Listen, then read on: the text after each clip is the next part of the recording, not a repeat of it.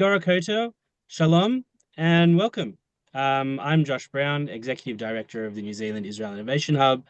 It's a pleasure to have you all with us today for what promises to be a lively and insightful conversation. Before we begin, a couple of words about our organization. The New Zealand Israel Innovation Hub is a not-for-profit, non-political professional association committed to strengthening the economic relationship between New Zealand and Israel, with a particular focus on technology and innovation. Through initiatives like today's webinar, we aim to introduce fresh perspectives and create a platform for meaningful dialogue and collaboration. Our efforts are driven by a dedicated network of more than 50 volunteers representing a wide range of business technology sectors in both countries. Today is my honour to introduce a very special guest, the Right Honourable Sir John Key. Sir John served as New Zealand's 38th Prime Minister from 2008 to 2016, guiding the country through a period of significant economic challenge and global change. Known for his pragmatic leadership style, international outlook, and steady economic stewardship, he helped strengthen New Zealand's global relationships and oversaw major initiatives in trade, innovation, and national resilience. Since retiring from politics, Sir John has continued to contribute his expertise across the private sector, international business, and philanthropic initiatives. His perspective on global trends, economic strategy, and the opportunities ahead for New Zealand remains as influential as ever. Thank you, Sir John, for joining us today. We are also very fortunate to have Dr. Isaac Bentwich contribute to this discussion, especially since it is quite early in the morning in Israel, just past 5 a.m. Isaac is a physician, serial entrepreneur, and pioneer in the bio AI space. He is the founder and CEO of Kōrero AI, where his team combines patient on-chip biology and advanced AI to revolutionize drug development. Previously, he founded and led other biotech companies, including Rosetta Genomics, where his team discovered hundreds of novel genes and developed cancer diagnostics. He also founded CropX Technologies, working at the intersection of agriculture, soil science, and environmental sustainability. Many people joining us today may be quite familiar with CropX, as it is a fantastic example of New Zealand-Israel collaboration. Beyond his scientific and entrepreneurial work, he is also a dedicated practitioner and teacher of yoga and meditation, and authored Gita, a timeless guide for our time, a poetic translation inspired by his spiritual journey. He's also New Zealand's honorary consul in Israel, certainly a very important position for New Zealand over the past few years. It's great to have you with us, Dr. Isaac. And we are exceptionally honored to have Bridget Morton facilitate the discussion. Bridget is a barrister and solicitor of the High Court with over a decade in political experience in Australia and New Zealand. Bridget holds law degrees from Victoria University and the Australian National University, as well as a graduate certificate in counterterrorism from the Interdisciplinary Centre Herzliya in Israel. Her career includes senior advisory roles in both state and federal politics, serving as the Chief of Staff to an Australian Senator, Senior Ministerial Advisor to New Zealand's Minister of Education, and providing political and media counsel to the Embassy of Israel in Australia. Bridget now works with private security clients on government relations, public advocacy, and campaign strategy, with a strong interest in grassroots and member-based organizations. She has deep expertise in lawmaking processes, the Official Information Act, and public interest campaigning, particularly in firearms and electoral law. And Bridget is also a member, volunteer with the New Zealand Israel Innovation Hub. Thank you so much for moderating the conversation today. She's also a regular political commentator for RNZ, TVNZ, News Talk ZB, and co-host the podcast 3 Girls, 1 Beehive. So for the next hour, we will be exploring topics around entrepreneurship, economic development, opportunities for growth, and international partnership. And just before this introduction, we were discussing issues around immigration and what could possibly turn the ship around and get immigration flowing the other direction. But today, with our guest's depth of experience, this will be an absolutely fascinating discussion. So, okay, Bridget, over to you. Thank you, Josh, and thank you for that very kind introduction. It does feel a little bit intimidating to be dealing here with Dr. Isaac and Sir John, but I'm going to do my best to keep up. We're going to make this as conversational as possible, so really, please feel free to discuss between yourselves, Isaac and John. But I thought I might start off with something actually quite broad in terms of questions. And that means for many of us, we're really interested in what those conversations are happening sort of globally. So, in the conversations you're having in international boardrooms and across the world, what are the key issues and I suppose opportunities that you're seeing being discussed as a matter of priority? Perhaps, John, if we start with you. Yeah, I mean, Kira and Shalom and Isaac, you're doing well. Be up at 5 in the morning. You'll be more coherent than me, no doubt, and have a lot less time to be awake. But anyway, um, well, look, I mean, I guess by very brief way of background, these days I'm on the board of four different companies. They're all Silicon Valley based companies, really in different forms. The biggest and most well known is Palo Alto Networks, largest cybersecurity company in the world, and big buyer of assets out of Israel, including CyberArk for 25 billion US dollars a few weeks ago. Um, and yeah, I've been on that board for 6 years. And then the other three companies are all involved in different spaces, one in education, one in the equivalent of DNA testing for products, which is important going to markets like the United States, and the other ones involved, believe it or not, in green cement. So very different spaces, but all, all with that sort of view. Um, so I guess to give a bit of perspective, I mean, what I would say is obviously, and this will come as no surprise to anyone, AI is the big thing everyone's talking about. I guess for what it's worth, my perspective on it is that I have absolutely no doubt that a lot of people will lose a lot of money when it comes to investment in AI. But I think that the technology is transformational, and I think we're seeing that faster than we've seen in a lot of other things. Just to give you a couple of really simple examples, at Palo Alto Networks, our CEO Nikesh Arora, fantastic CEO, the best I've ever worked with in the world. He decided a couple of years ago just to completely dissect the company and introduce AI everywhere that he could. And last week, when we were at the board meeting in Santa Clara, they were showing us just the latest Copilot they'd written on Gemini. And they've used everyone, to be honest, DeepSeek, Gemini, OpenAI a lot. But this one is in relation to just the RFP piece of what we do with our customers. And I would never have known this, but every one of those was bespoke. So if I'm the salesperson at Palo Alto Networks pitching to Home Depot, maybe it's a $50 million deal to replace firewalls and moving to the cloud and SOC type services, whatever it might be. They would pull that together. Inevitably, there would be mistakes. Inevitably, there would be things we forget. They have spent the last while writing on, say, on Gemini, an RFI Copilot that's ingested 10,000 of our RFI and RFP documents. It's ingested every piece of information the company's got. They gave us examples of human developed ones and AI ones to look at the board. Weirdly, I was the only one that got it right. Which one was AI? But maybe that means I just use OpenAI so much to do most of my work for me these days, or very lucky. Um, but within seconds, you got this incredible proposal, and I just don't see how over huge industries this just doesn't both, frankly and bluntly, eliminate a lot of jobs, but also create a lot of opportunities. And I think when you throw into that agentic AI, where again we're starting to use that as well, where we have very sophisticated monitoring. We have a product called XIM. It's a digital sort of dashboard in the world for a SOC, and within that, we're embedding agentic AI so that we can patch problems before our clients even see them. So this isn't meant to be an ad for Palo Alto Networks, but just to give you a practical example that real companies are using this thing. Robotics, again, I think if you look in the manufacturing space, I was in China a few weeks ago, just incredible to see what's happening in that space. Cyber is a byproduct of that.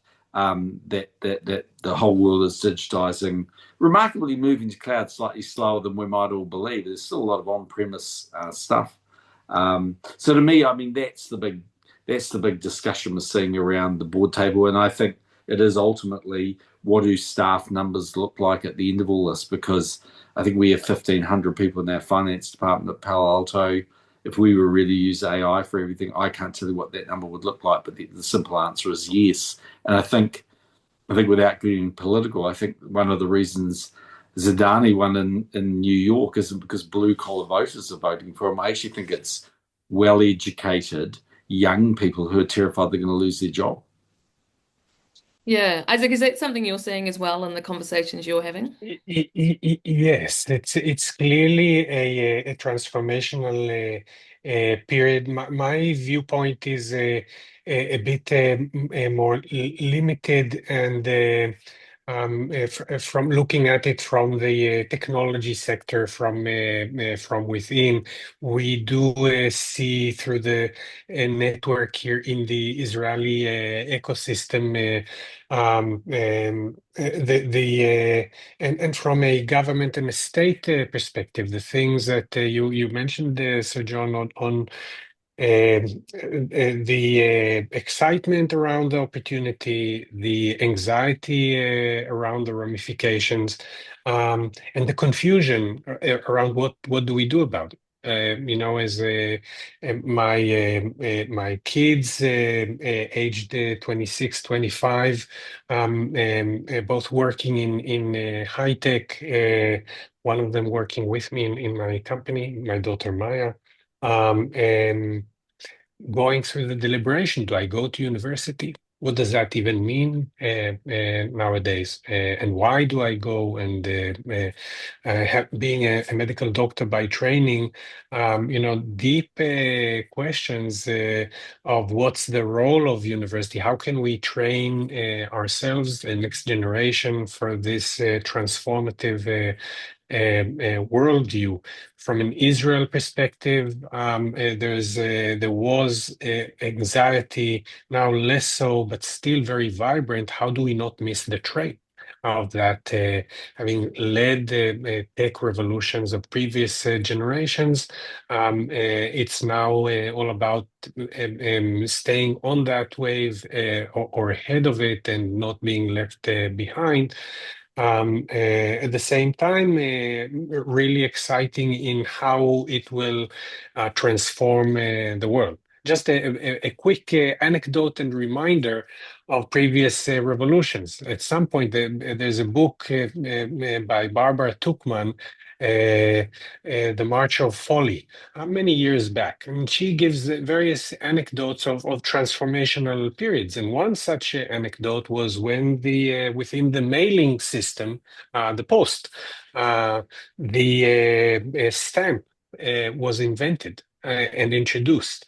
Until that point in time, you had a clerk taking the letters, weighing them, calculating how much one should pay. The most fierce opposition to introducing a stamp post was a post itself. That would make all our workers redundant. So it can't be a good thing, nor can it be viable.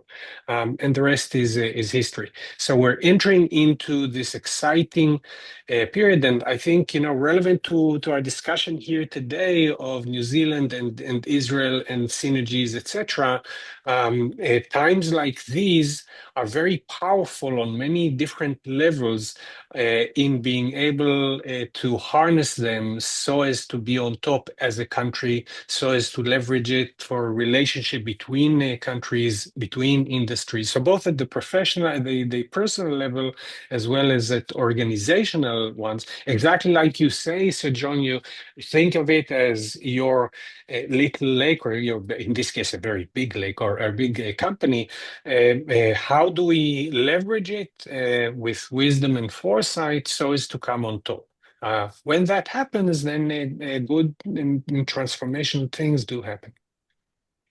Yeah, I think those synergies between the two countries is a clear focus for the Innovation Hub. And one of the things I was really interested in learning from both of you, as I think many people are, is what some of those things are that we can learn. One of the key differences that I've seen in between sort of Israel and New Zealand is that New Zealanders tend to, we tend to build or innovate with a view to selling to the world and getting up that export market. Whereas, as touched on by Sir John before, that big Palo Alto deal, Israel is integrating itself into that global supply chain. And I wonder if, Isaac, you could maybe talk a little bit about how that difference in mentality maybe leads to a bit more sustainability and innovation. Eh, Actually, it's a great question, and I see it more as a journey and an indication of a process where you are along the process than it is a question of mentality. The difference in mentality between Kiwis and Israelis is fascinating and extremely important. I'm sure we'll touch upon it, but it's actually with this specific question, I do not think that it's primarily mentality as it is the evolution. You can actually see the roadmap of evolution of the ecosystem, which goes through this mentality. In other words, Israel in 30 years ago, when high tech sort of started happening in Israel, it followed a similar trajectory from agricultural economy with some security aspect to it, but basically agricultural. 50 years ago, 80 years ago, it was an agricultural economy. And so as technology started to seep in, it started and it naturally starts in all jurisdictions as providing services, and then it evolves to making a killing, to doing a small deal and selling the company early because scaling is more complex and it requires bigger skills. And then it evolves to bigger ambitions and skills as the local ecosystem integrates with has expats moving to these big companies in the States and in the bigger markets and come back to create longer lasting companies with bigger, longer vision aspirations, which gradually grow the economy. So that's what I think I find fascinating about this, and is also by extension is interesting for our discussion here of how we can help each other and what can be learned from the journey of one to another. Do you see that, John, that that's where we are on that journey for New Zealand, going from being the exporter to being part of that sort of global supply chain? Yeah, I mean, I think, and I might be wrong, and Isaac, you probably have a better feel than me because you live there and you see it all. But um, I think firstly, Israel technology companies do sell. So it's not just a selling thing actually, because at Palo Alto, our history was we started basically back in 2002. Our founder was a very famous Israeli, Nir Zook. Nir was sort of a brilliant guy that, along with the two VCs that supported him, Sequoia and Greylock, in the garage, pretty much started Palo Alto Networks and built it as a $3 billion company. And then, he always knew he wasn't the person he wanted to be. He's a serial entrepreneur, not really actually a manage the tick the box guy every day. And so moved on to a guy, or passed on to Mark McLaughlin, who passed on to Nia. But and so we've always had very deep Israeli roots in Palo Alto Networks and a big Israeli office. And as part of that and Nia's connection, we've bought a lot of companies in Israel. So the CEO's delegation is under 500 million. He can do whatever he likes, and above 500 million takes to the board. And I think in the 6 years I've been there, we've bought about 30 companies, and half of them have been out of Israel. So Israel sells, they sell. And quite amusingly, actually, we bought this business. Can't really remember what this Demista or expense or something. Anyway, it was basically $700 million. It was the very first board meeting I went to. And I was trying to be a good director, and I said, well, why are we paying them this much money? What's the valuation?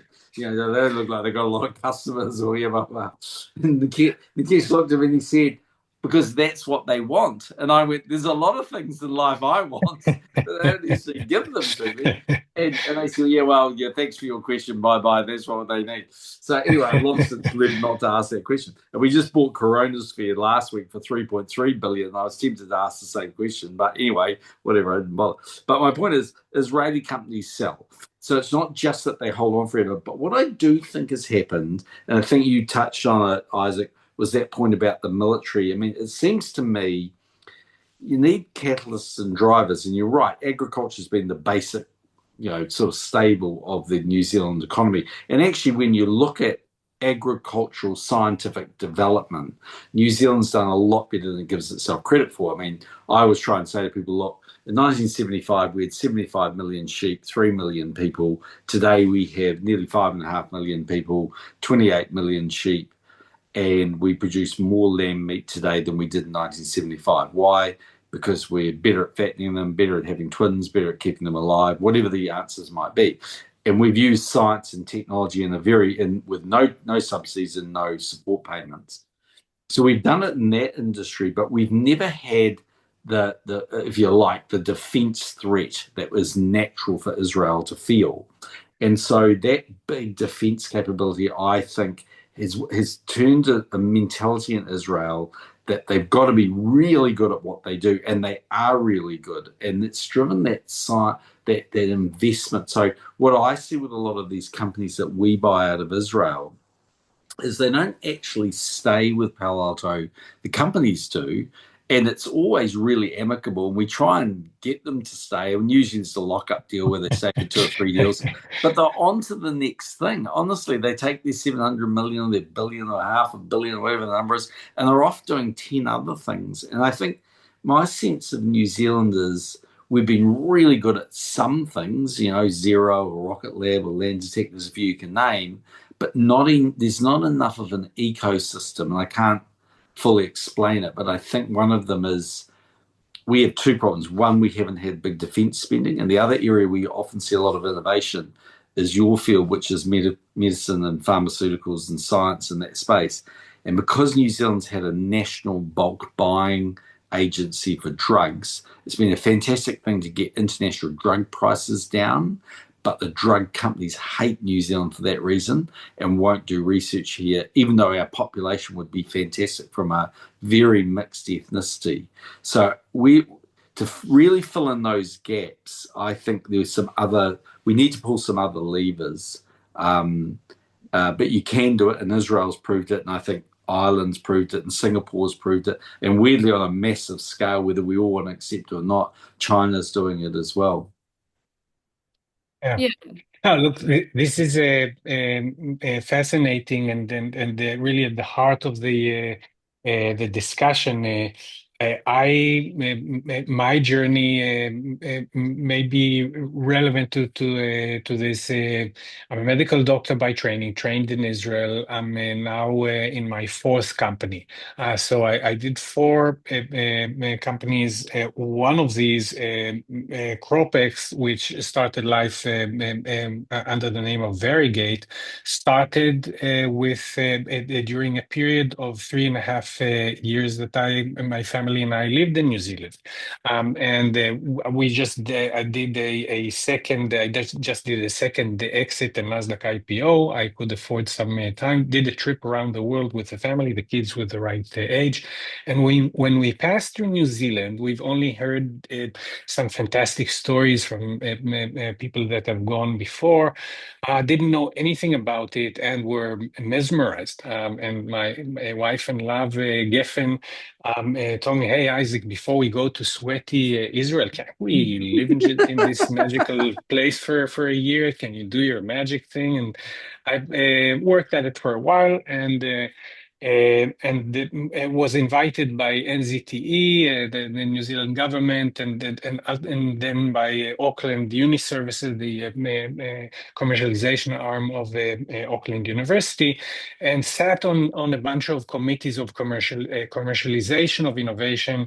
At that point, on 3 different committees on hardware, software, and I forget what the other thing. fascinating journey. The thing that struck me back then, this is 2011 to 14. What struck me back then, I came as a tourist, was the level of innovation. I was blown away.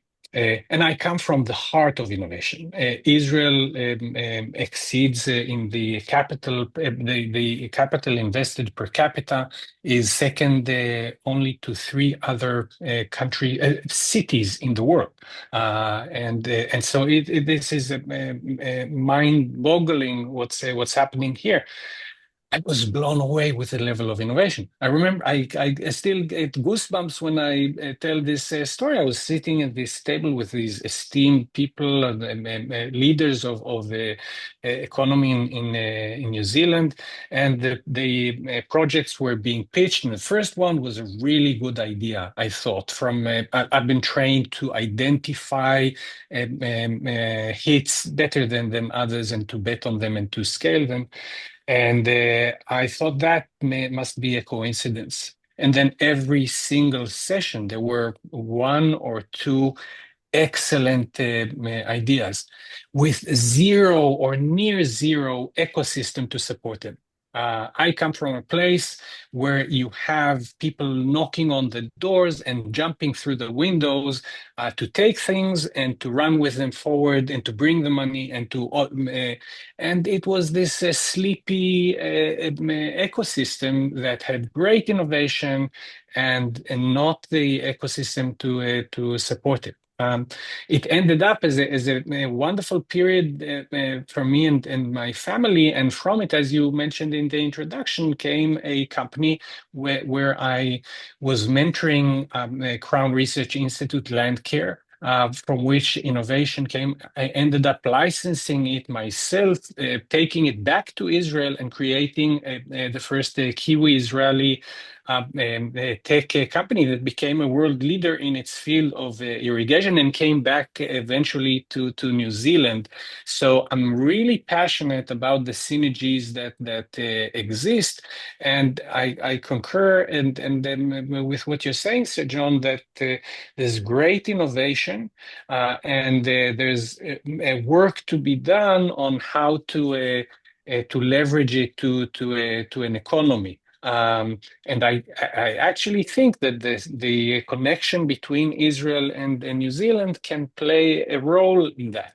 Because as you described the number of sheep and the number of people, which we all know, remember, let us all remember the similarities. We're both small countries in the formal bracket, Israel twice roughly in the population. We're both surrounded by a sea. New Zealand by a physical sea and Israel by a sea of hostility. And practically, from an economic standpoint, we both need to sell outside. And so there are similarities in the go-getter, go-get it done mentality of the lone farmer that resonates with Kiwis, etc. There are similarities there. Like you said, the urgency, not just in the military experience, but just the survival urgency, the immigrant mentality. These are some of the differences. By mixing the two in different ways and forms, I've become a passionate believer that these mixtures can do a lot of good in cross-fertilizing, if you will, if we stick with the agricultural metaphor. Yeah, I think you've raised a really interesting point between the both of you about the fact that Israel and Israelis have this sense of urgency, having been in both countries and seeing that compared to our Kiwi mentality of being, so laid back that we're pretty much just lying down. And so I think that how do we sort of activate, I think, our ecosystem? Obviously, we don't want a sense of threat here in New Zealand, so it's not trying to, we do want to sort of activate and allow those innovators, those Kiwis with number eight, why mentality to be able to activate and actually innovate their ideas. John, did you have any sort of, what would be your priority if you were to see the ecosystem could be more supportive of getting some of that innovation out of that boardroom and into a commercial sense? Yeah, so I think you need a few things to make it all work. One, and first and foremost, is people, right? You need bright people, you need creative people, you need risk takers, you need entrepreneurs, but you need people, right? And then the second thing you need is capital in various different forms along the continuum, from angel capital right through to how you can either execute large Series D, Zs, and ultimately sales. Um, so I think if you take the first one, I think we're this was sort of the discussion that people didn't obviously hear because it was previous going on. I mean, currently, I think if you look at New Zealand, you say, okay, why is it that we are in a bit of a funk at the moment and not doing as well as we should do and all the rest of it? And I think in very simple terms, this is a very, very simple analysis, would be we've had extremely high interest rates for a period of time, post a huge amount of cash being thrown around. That was there with to engineer a recession, and the Reserve Bank achieved its objective, but it came at a hell of a price. And that also brought with it, you'd had this, very low rates have brought very high increases in house prices in Auckland and Wellington, and now that's gone the other way. And so you've got a huge negative wealth effect, particularly in Auckland. Wellington's a little bit different. Government's sort of, retrenching a bit.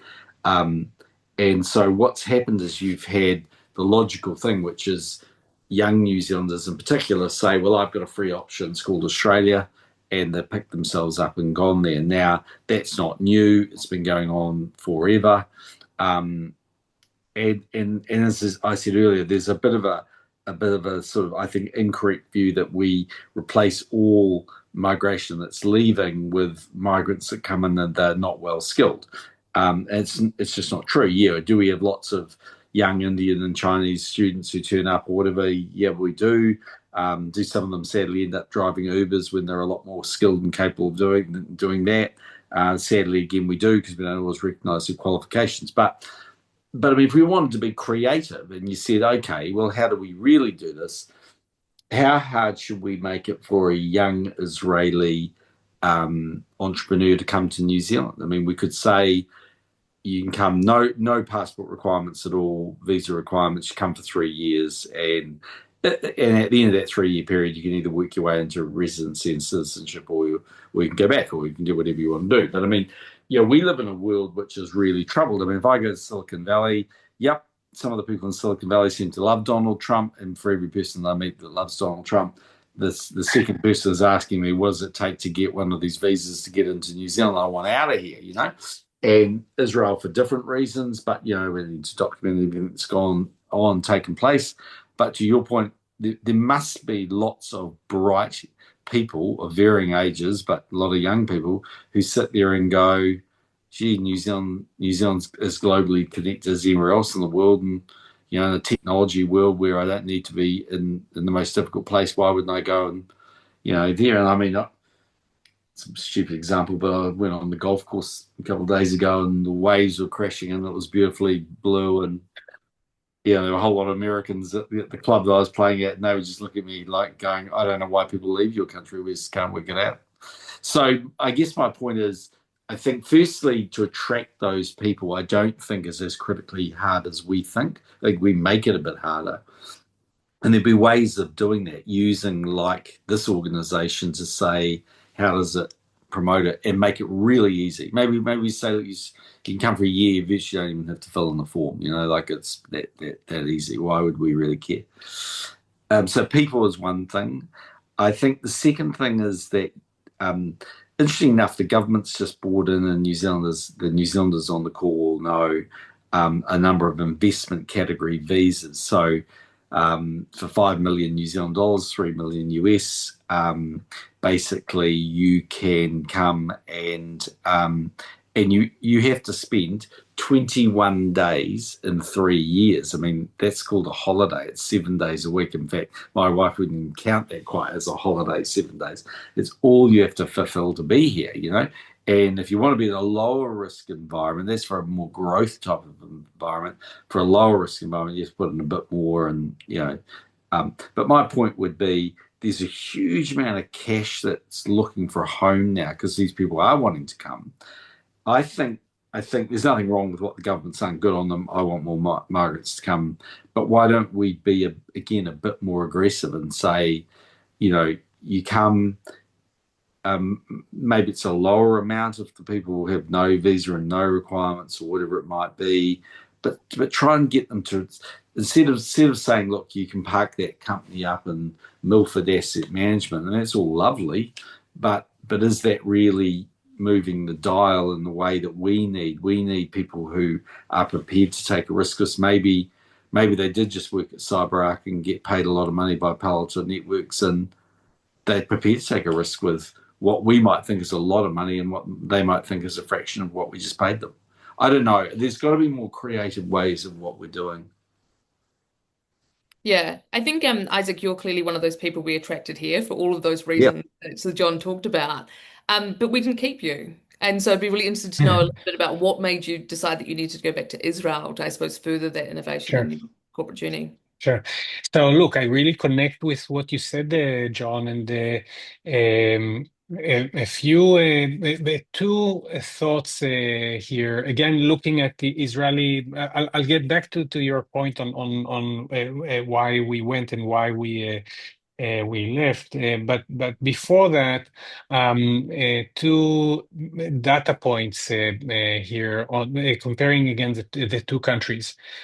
Israel, one of the things that when people study the success of the Israeli experiment in high tech, there are various aspects to it. The a nation of immigrants, a mixture of cultural backgrounds together with a uniting theme that brings us together. The army experience, not in the unfortunate military aspect of it, but in the social togetherness that's imbued. And then there is the government decision many years back, which was bold initially and remains striking. Israel is spending 5% of its GDP on R&D, more than I think anybody else, or very much high up there. So this is significant. It's basically saying, yes, and it does so usually by matching funding. So they do grants, but they're not throwing the money away at things. You have to go get additional funding, but it's wisely spent. And so to your point, Sir John, uh, very much the visa thing is a wonderful lever that you have, and there must be some funds allocated for it with the cynic hat on of making money. You have to invest money in order to make money, and make money meaning attract capital. And this is where I revert to your question. Look, we came when I could afford it, and were really fell in love with the land and the people. I don't know how much Kiwis are proud of who they are in the land. I don't know that you know this sufficiently. So. It's a magical place and a magical people with all of the downsides that each country has. And so it's a strong, attractive feature. And I would argue that it's like people have a gold in the hills. You have New Zealand itself and New Zealanders, and you're not. Leveraging that enough, exactly in the line of what you said, Sir John. Just making simple visa decisions can attract people. I think that it would be extremely powerful to take another small but significant step along the lines of what you said, and that is actively attracting and funding innovators to come, successful entrepreneurs. I remember at my very first 3 months when I did, I was paid by NZT to give my thoughts, and it was my first impression of the ecosystem. And I wrote a short white paper, which I still believe is true. If in some shape or form you have a simple program that says, I'm talking about Israel, I'm sure this is relevant for other places, but for Israel, it's very true. If you have a simple program that says for select highly successful track record young entrepreneurs, come to New Zealand, will not only give you a visa, will give you funding for a year. $100,000, you can only live on it. You don't have enough money to set up a company. Go set up a company. If you are successful, great. If not, you're out of here. We bet on entrepreneurs that are successful. I very much resonate with what you're saying. Now is a great time to do so. Israel, for many people, for various reasons, if you're Israeli and there are difficulties here, and people are very patriotic about being here, which is what brought me back to Israel. But go live in heaven. Um, be paid to start a startup there. You'd be crazy not to do it. I am of the fierce belief, the religion, that money follows entrepreneurs. If there's one thing that I think the Israeli experiment shows above all else, it is that money follows entrepreneurs. You don't need more than that. You do need the government support. That's very helpful. But even without that, and so, what happened to me by mistake and without such funding can be replicated, and I have no doubt that it will cause ultimately massive capital to follow. And it's a gradual process because that's the feeding chain that naturally happens. First, it will be small companies, and they will just be sold off early, and then it will. But it will foster. Look what happened with my small example. Started the company in New Zealand by working with this amazing innovation. Landcare, one of the Crown Institutes, because New Zealand is small enough and there was not big funding, they were the best in the world in having in the same building people from 3 different disciplines, which usually in the US are in 3 different institutes: soil and irrigation and agriculture. And they ate together and were in the same group of 80 people, and a wonderful CEO that led them. And they broke the glass ceiling of how do you irrigate differentially very large fields, which abound in New Zealand. I took that innovation, we brought it to Israel, incubated it there, and then it brought business back to New Zealand. So it can be done, and it is very much scalable. And at times of stress, economic stress, you can make magic like that happen more effectively. New Zealand is under pressure to get out of the slump and to get money flowing in and to prevent negative immigration and to create jobs.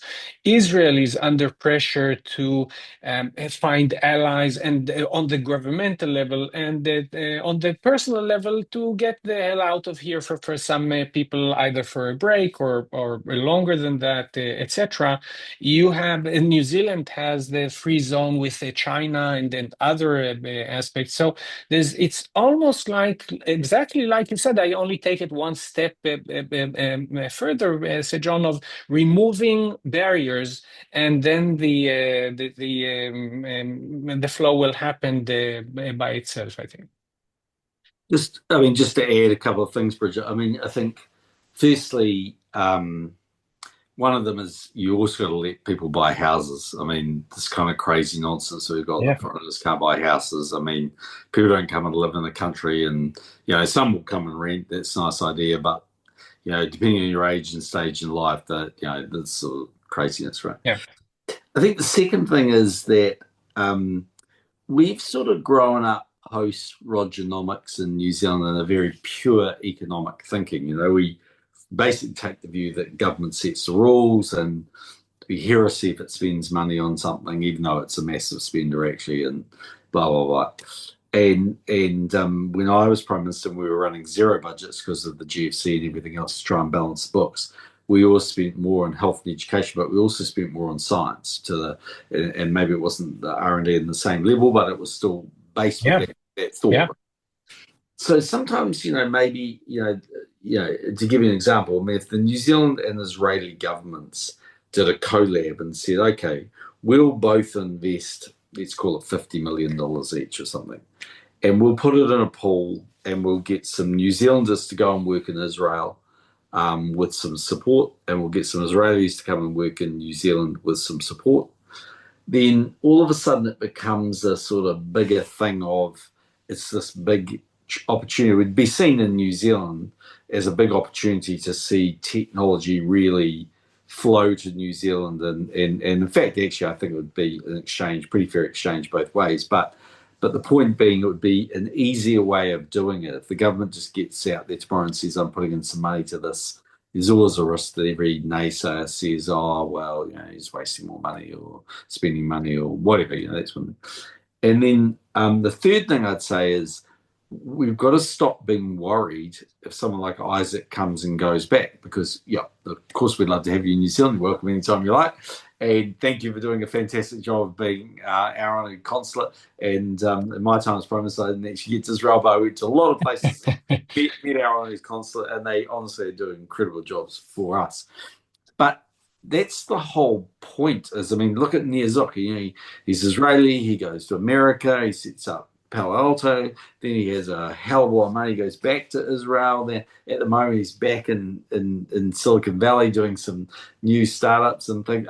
People move. The fact that people come and they might go doesn't mean that their relationship dies. And I remember when the Christchurch earthquakes happened, we just were doing a bit of a fundraising for some things that we thought wouldn't necessarily get funded, a scout hall that was bowled over or Girl Guides, whatever.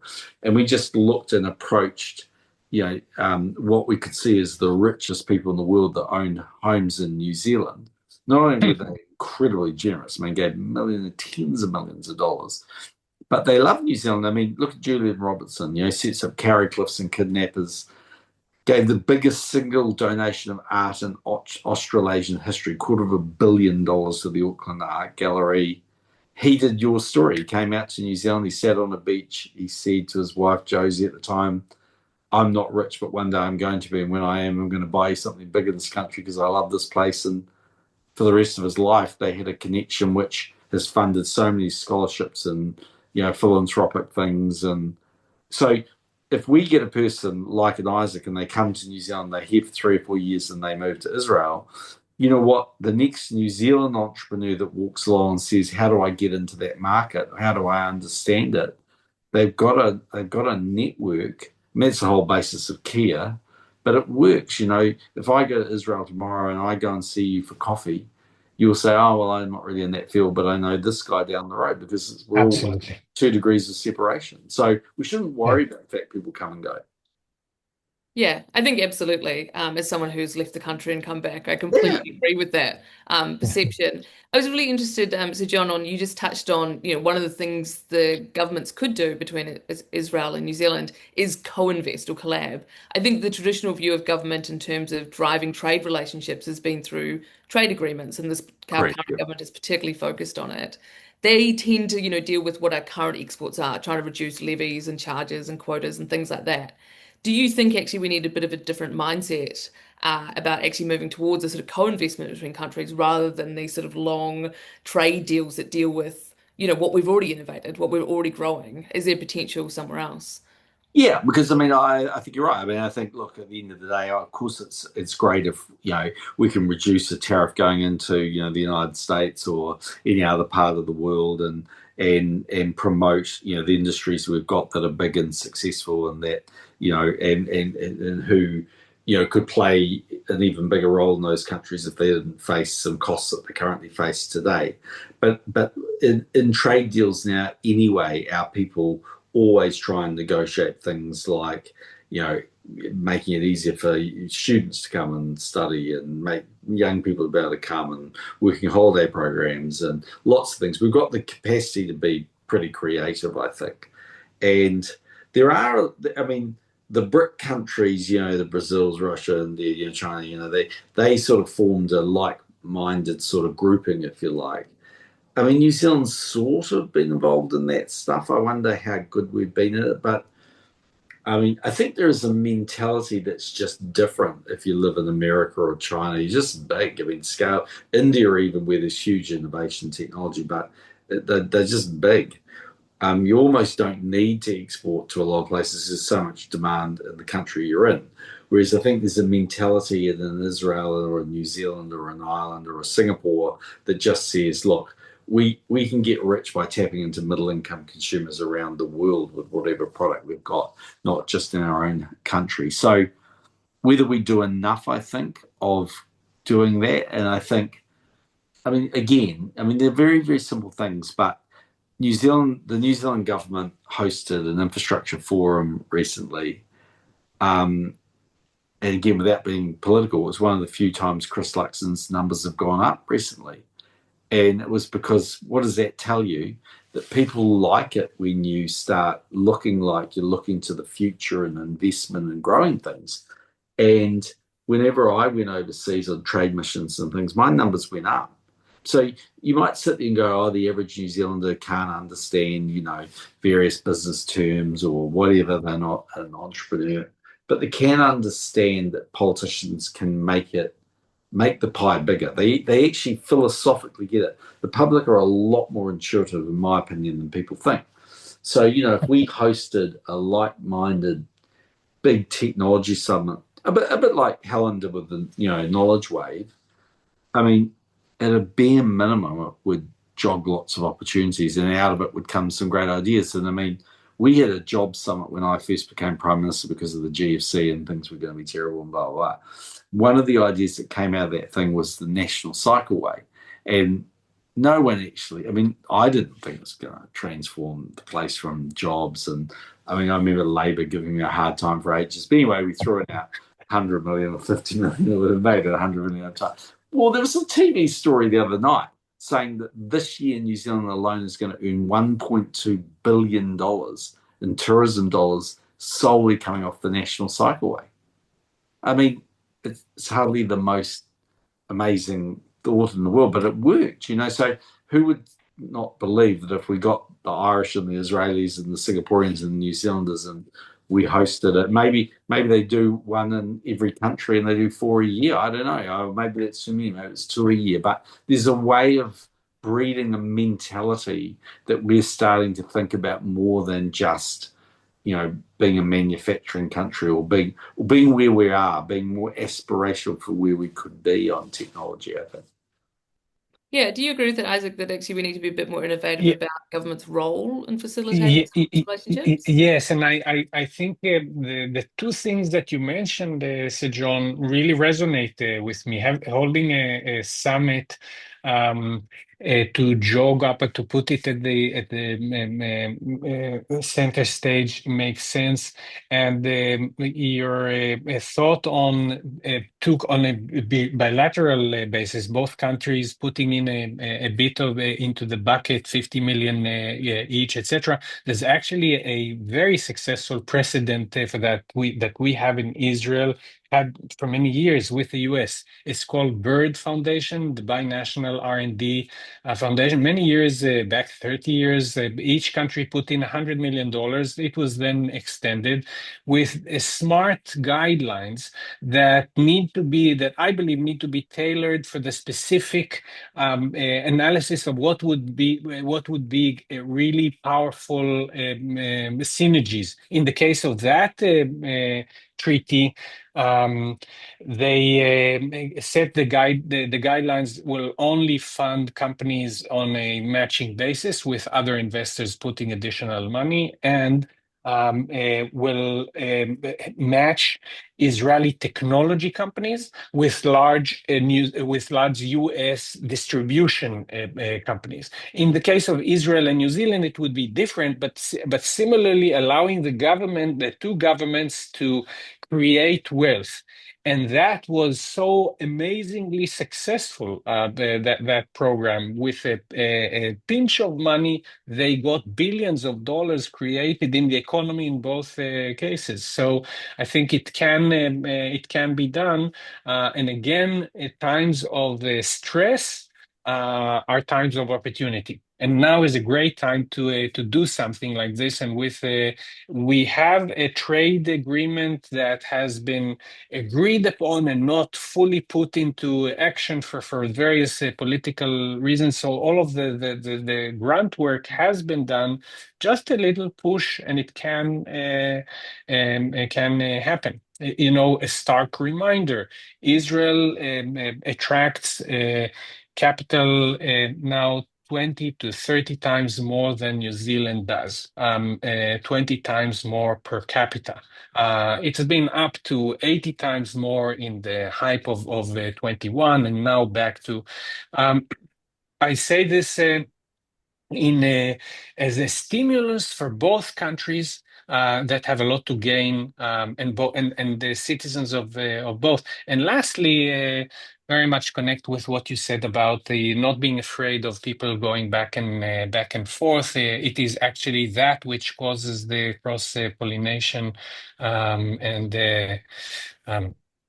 you have this amazing treasure of living in New Zealand. Let's all help make that attraction to the benefit of everyone.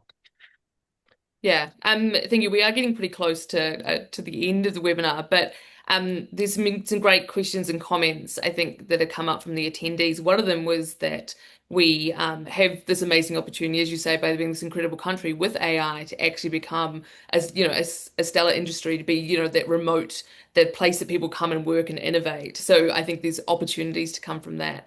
If you were both, I'm going to put you on the spot for a short answer here, to say what was the number one thing you would do tomorrow to drive, I think, a stronger, innovative relationship between Israel and New Zealand, what would you suggest that we did?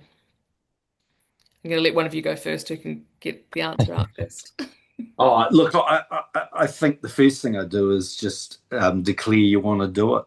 I mean, I think ultimately, if the PM and a couple of the ministers got together and said, okay, this is our plan for modernisation of the New Zealand economy, and as a result of that, I want to do these different things, and I'm going to work with some like-minded countries and countries that have either are where we want to be or of a similar scale to us, and don't be afraid of choosing those. I mean, and Israel is one of those. I mean, we should do that, and I think so. Politics is the art of the possible, right? So if you want to have the possible achieved, then part of it is you have to be able to sell that dream. It's the sizzle, not the sausage. And I think the government, as Isaac pointed out, I mean, you can set up programs, you can have matching funding. There's a lot of things that just a bit of a nudge from the government can get you a long way there. Isaac? To dovetail with what you're saying, I very much agree with all the points that you raised. That there must be first be the determination or the desire to do so, and we can all play a role in that, in helping foster that, even without. So my instinctual short answer is actually not the ideas that Isaac has, but the 2 points that you said, Sir John. The statement, the drive, the desire to do so, and declaring the intent, and B, getting together a bunch of people that have, like we're having here, that will provide some suggestions, etc. My 2 points on a more technical, a commitment of the government itself to dedicate some of its resources in order to facilitate the ecosystem, and doing so in a bilateral way with other countries like Israel is a good place to start. And two, seems to be narrow-minded in its laser focusedness, but I believe it strongly. Entice entrepreneurs to come, and money will follow. Because as entrepreneurs, we're almost Darwinianly selected to or trained to operate despite the difficulties and to make it work. We have to do so to survive, and so money follows. First little money, and then larger money. The synergy is there. You just need to remove the barriers, and wonderful things will happen. I'm convinced of it. Well, thank you both to you, John and Isaac. From personally, thank you for engaging so fully in this conversation. I'm going to hand it back to Josh to wrap us up. Yeah, thanks so much. Appreciate it. Fascinating conversation. There's a lot of questions that came through. I sort of regretted my offer to answer questions because they just came through quite heavy after that. But I'll try and collate them and see if we can put them to the, I guess, after this webinar to see if they can respond. But John, thank you so much for being here and joining us today. It's much a huge pleasure and an honor. And Dr. Isaac, thank you so much as well for joining us. And Bridget, fantastic job. Thank you so much for moderating the discussion. So as I mentioned, everybody, sorry this is only an hour, but hopefully maybe we'll extend the time next time. But thanks very much for joining, and yeah, enjoy the rest of your day.